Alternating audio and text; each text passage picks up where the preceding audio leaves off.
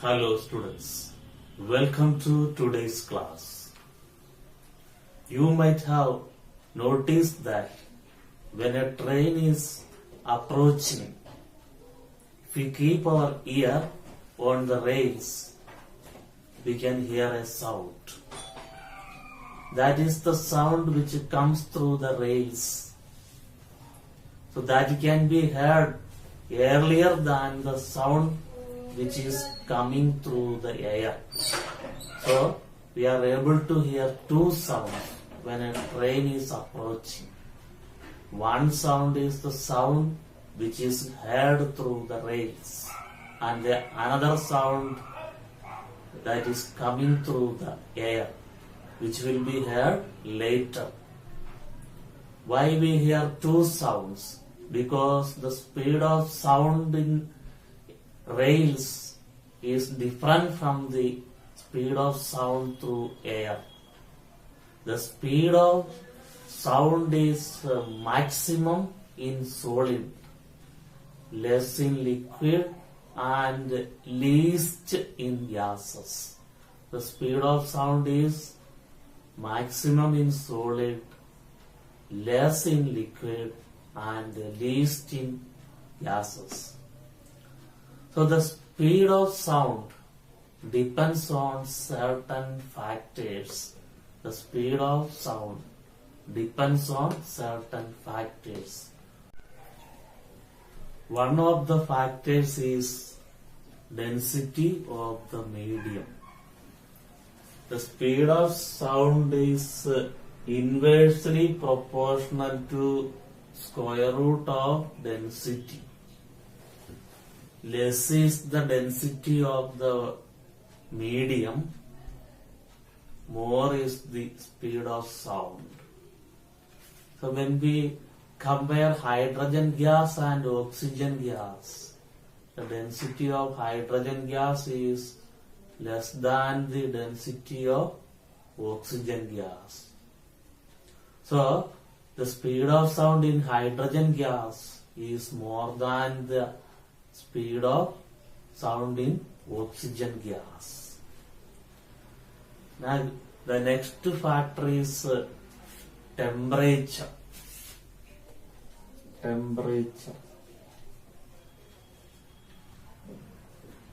The speed of sound is directly proportional to square root of temperature. So as the temperature increases, the density decreases, and when the density decreases, the speed of sound increases. So speed of sound is directly proportional to square root of temperature. Now the next factor is humidity. So these are all factors determining the speed of sound in a gas. So we are discussing the factors determining the speed of sound in a gas. Next factor is humidity. So the speed of sound is directly proportional to the humidity. Humid air is less denser than dry air. So the speed of sound is more in humid air than dry air. The next factor is direction of wind. Direction of flow of wind. The wind flows in the direction of sound. The speed of sound increases. And if the wind flows opposite to the direction of sound, then speed of sound decreases. So these are the factors affecting the speed of sound in a gas: density, temperature, humidity, and wind. The speed of sound in a gas is inversely proportional to square root density, and the speed of sound in a gas is directly proportional to square root of temperature, and speed of sound in a gas is directly proportional to humidity. As humidity increases, the speed of sound also increases. Then next fact is the direction of wind. When wind flows in the direction of sound, the speed of sound increases, and if the wind flows opposite to the direction of sound, then speed of sound decreases. Now we see the factors which are not affecting the speed of sound. The factors which are not affecting the speed of sound, not affecting. These factors are affecting, but some factors are not affecting. One is pressure. So we use the formula of speed by this square root of P by D. One factor is pressure. So when pressure changes, density also changes, and the ratio of P by D, that remains constant. So speed of sound is independent. The speed of sound is independent of the pressure.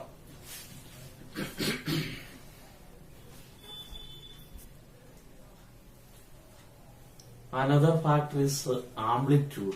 Amplitude does not affect the speed of sound in a gas. Then frequency and wavelength also not affect the speed of sound in a gas. So these are the factors which are not affecting the speed of sound in a gas. So when there is thunder and lightning, so first of all we see the flash, later we hear the sound. First of all we see the flash, later we hear the sound. So what is the reason? Because the speed of light in air is 3 into 10 to the power 8 meter per second, and the speed of sound in air is approximately 330 meter per second. The speed of light is much more than the speed of sound. That is why during thunder and lightning, first of all we see the flash, later we hear the sound. And the same thing happens when we burn a cracker. First of all we see the flash, later only we hear the sound. The reason is same. The speed of light in air is 3 into 10 to the power 8 meter per second, and the speed of sound in air is 330 meter per second. The speed of light in air is much more than the speed of sound in air. That is the reason. The same thing happens. So when there is athletics, when athletes have to start the race, the referee shoots his gun. So that time also, first we see the flash, later we hear the sound. The reason is same thing. The speed of light in air is 3 into 10 to the power 8 meter per second, and the speed of sound in air is 330 meter per second. The speed of light in air is much more than the speed of sound in air. So this is the reason behind all these things. So now we see the experimental determination of speed of sound. We see the experimental determination of speed of sound in air. So we take two high-rise buildings. These are two high-rise buildings. And A and D are two persons. A and D are two persons. They are standing with a gun and a stopwatch. They are standing with a gun and a stopwatch. So the distance between these two buildings, that is known. The distance between these two buildings, that is known. Suppose the distance between these two buildings is 1000 meters, suppose. Then distance will be 1000 meters. Now, first of all, A shoots his gun, B sees his flash and start his stop clock. So first A shoots his gun, B sees the flash and start his stopwatch. And as soon as B hears the sound, he notices how much time is taken. Let the time taken be t1 second. Now B shoots his gun. Then A will see the flash and start his stopwatch. As soon as A hears his sound, he stops his stopwatch and he notices how much time is taken. Let the time taken be t2 second. Then average time taken is calculated. Average time taken is t1 plus t2 upon 2. Then calculating the speed by the formula distance upon time. Distance is measured. Distance between these two buildings, that is known. And time is also noted. Then by using this formula, the speed of sound can be calculated. This is the experimental determination of speed of sound. A normal human ear can hear sound of frequency from 20 Hz to 20,000 Hz. From 20 Hz to 20,000 Hz. So it is called range of audibility. Range of audibility. The range of audibility of normal human ear is from 20 Hz to 20,000 Hz. It is called range of audibility or sonic vibration. Sonic vibration. So a human ear cannot hear sound of frequency less than 20 Hz and more than 20,000 Hz. The sound of frequency less than 20 Hz, that is called infrasonic. Infrasonic. Sound of frequency less than 20 Hz, that is called infrasonic sound. And the sound of frequency more than 20,000 Hz, that is called ultrasonic sound. Ultrasonic.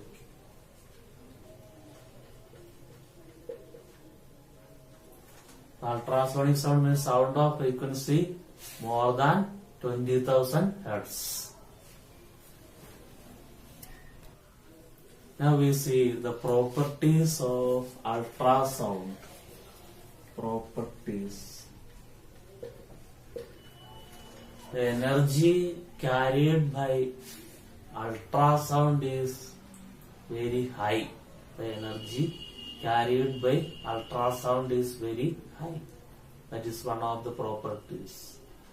Then another property is they can travel in a straight line path to a large distance. So these are the properties of ultrasound. Now we see some of the uses of ultrasound. Some of the uses of ultrasound. So ultrasound is used by some animals like bats and dolphins. So bats and dolphins, when they travel, they produce ultrasound. Bats, when they bats do not have eyes, so when they travel, they produce ultrasound. If there is any obstacle on the way to bats, this sound will be reflected and they will hear the reflected sound and they will change its path. Then ultrasound is used for dishwashing. So ultrasound is used for dishwashing. So first of all, water is put in the machine and these plates which are to be cleaned, that is put in the water. Then with the help of so it is having a ultrasonic vibrator. Then with the help, when we on this machine, ultrasound will be produced, and that water will come to the state of vibration, and due to this ultrasound vibration, all the dirt from the plates will be removed, and these plates are picked and the plates are wiped with a cloth. This way it is used in dishwashing. Ultrasound is also used for drilling holes, and they are also used for making some designs on the glass. Then this ultrasound, that is used in medical field. It is used in medical field for ultrasonography. Especially it is used in the case of pregnant women for determining the growth of the baby in the womb of pregnant ladies. This ultrasonography is used. It is also used in sonar, sound navigation and ranging. So these are all some of the uses of ultrasound.